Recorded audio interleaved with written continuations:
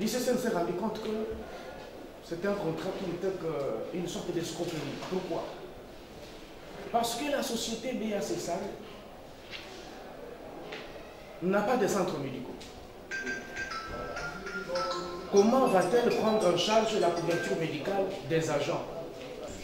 C'est un contrat aléatoire. Contrat aléatoire parce que la prestation de l'une des parties est incertaine. C'est ce qui est important à relever en toile de fond. C'est un contrat aléatoire. L'Institut congolais pour la conservation de la nature, ICCN en sigle, poursuit au tribunal de grande instance de Kinshasa-Gombe la société Bureau d'assurance du Congo SARL, BAC en sigle, et le greffier divisionnaire du tribunal de grande instance de la Gombe. La demanderesse vient solliciter l'annulation de l'ordonnance portant injonction de payer. Des faits qui remontent au 26 février 2022. Selon les avocats de la partie demanderesse ICCN, leur cliente aurait conclu une convention d'assurance médicale avec la défenderesse BAC en vue de prendre en charge des soins médicaux, chirurgicaux et pharmaceutiques de son personnel avec les membres de leur famille sans dépasser le nombre de 5 personnes tel que repris dans la convention signée. Les avocats de la partie demanderesse affirment que leur cliente aurait été surprise de constater qu'il y avait un forfait mensuel à payer en lieu et place des paiements qui devaient se faire au prorata des prestations mensuelles effectuées par la BAC. Ils soutiennent que la Société d'assurance du Congo n'était pas en mesure de couvrir l'assurance médicale du personnel et des membres de leur famille au motif qu'elle ne disposait non seulement de ses propres centres médicaux, mais aussi elle n'aurait jamais disposé des contrats médicaux avec des centres par où elle pouvait conduire le personnel de l'ICCN et leurs membres de famille en cas de maladie. Les avocats de la partie demanderesse soutiennent en outre que la défenderesse n'aurait jamais fourni à leur cliente ICCN les justifications des sommes réclamées, ni un rapport établissant les noms exacts des agents et leurs membres de famille qui ont été malades et soignés dans le cadre de la convention, les preuves du traitement reçu et les centres médicaux auprès desquels les malades se seraient rendus en application de la convention. La demanderesse n'aurait pas payé les factures déposées par la défenderesse. À l'audience du jour, le tribunal commence par vérifier la saisine et se déclare valablement saisi à l'égard de la partie demanderesse et la première défenderesse. Le greffier divisionnaire au TGI Gombe n'ayant pas comparu, le tribunal retient le défaut à sa charge. Les cachets de la poste faisant foi, les récépissés de la poste. Pour les seconds, étant au secrétariat du TGI Gombe et par là Madame Mimi Mushinga, secrétaire ainsi déclaré.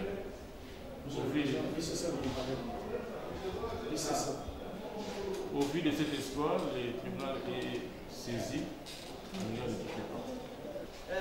Régulièrement, c'est atteint. Le fait du tribunal n'a pas comparé. S'il vous plaît, de retenir le défense. Les avocats de la partie demanderesse ICCN parlent d'une escroquerie dans le chef de la partie défenderesse BAC. Ils soutiennent que la requête en injonction de payer sollicitée par la partie défenderesse n'avait joint à celle-ci aucune pièce justificative. Ils demandent au tribunal de dire recevable et fonder la présente action et déclarer la dite ordonnance nulle. En fait, qui ne sont pas clairs. Mais vite, Monsieur le Président, vous pouvez vous en douter, l'ICCN s'est rendu compte que c'était un contrat qui n'était qu'une sorte d'escroquerie. Pourquoi? Parce que la société BACSAL n'a pas de centres médicaux.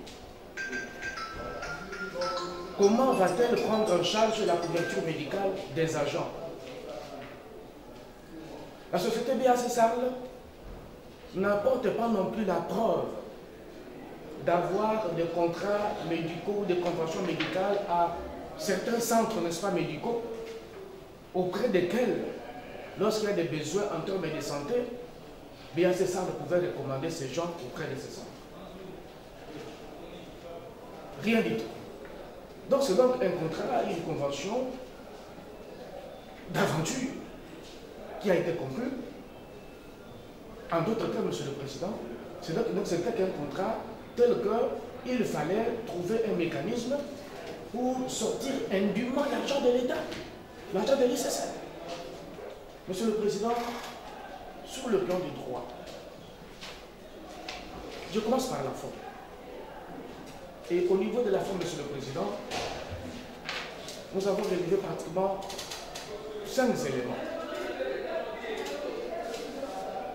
Le premier élément, Monsieur le Président, vous le trouverez dans l'article 4, alinéa 2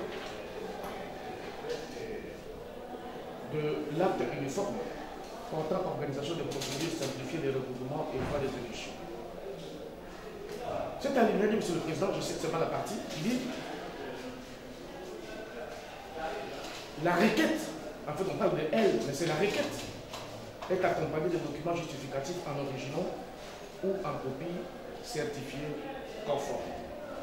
Cela veut dire quoi, Monsieur le Président? Cela veut dire que la société BAC SARL, au moment d'introduire sa requête qui lui a permis d'obtenir l'ordonnance portant injonction de payer, devait accompagner cette requête des pièces justificatives. Monsieur le Président, pour toutes ces raisons, vous allez dire recevable et fonder l'action de l'ICC. Vous allez dire, Monsieur le Président, que sur le plan de la forme, l'ordonnance est nulle et de fait. Et même lorsque vous entrez, Monsieur le Président, au fond, vous allez dire que cette action est fondée et que l'ICC n'est pas en droit ou n'a pas le devoir de payer à la société BAC SARL les sommes qu'elle a constituées.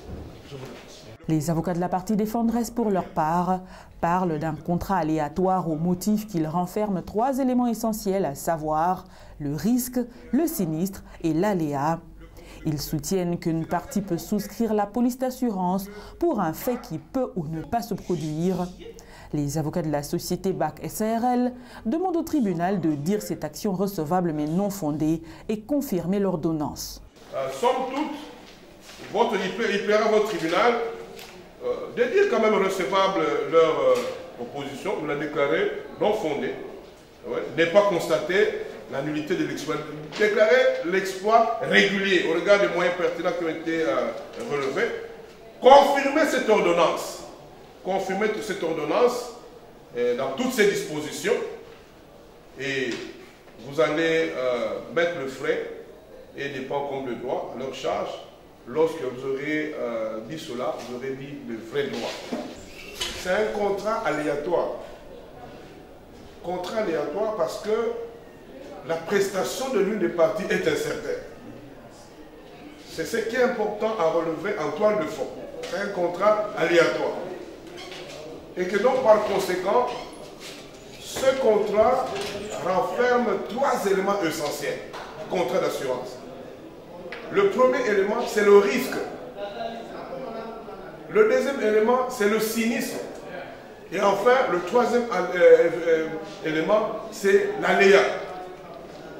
Et donc, par le contrat d'assurance, une partie peut souscrire la police pour un fait qui peut ou n'est pas survenir. Donc, on souscrit la police pour un fait qui peut ou n'est pas. Le ministère public, dans son avis, se réfère à l'article 1er de l'acte uniforme qui exige que la créance soit certaine, liquide et exigible. Il demande au tribunal de faire droit à la demande de la partie demanderesse. Pour notre part, nous allons nous atteler à l'article 1er. L'article 1er.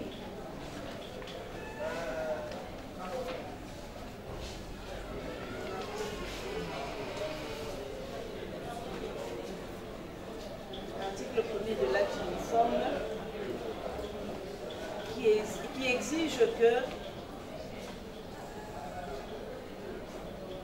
la créance soit certaine, liquide et exigible. Tout en précisant que ces conditions sont cumulatives. Dans les cas sous examen, en ce qui concerne la certitude de la créance, il n'y a aucune précision, monsieur. Le montant forfaitaire à payer. Après avoir entendu toutes les parties et l'avis du ministère public, le tribunal clôt le débat prend la cause en délibéré pour se prononcer dans le délai de la loi.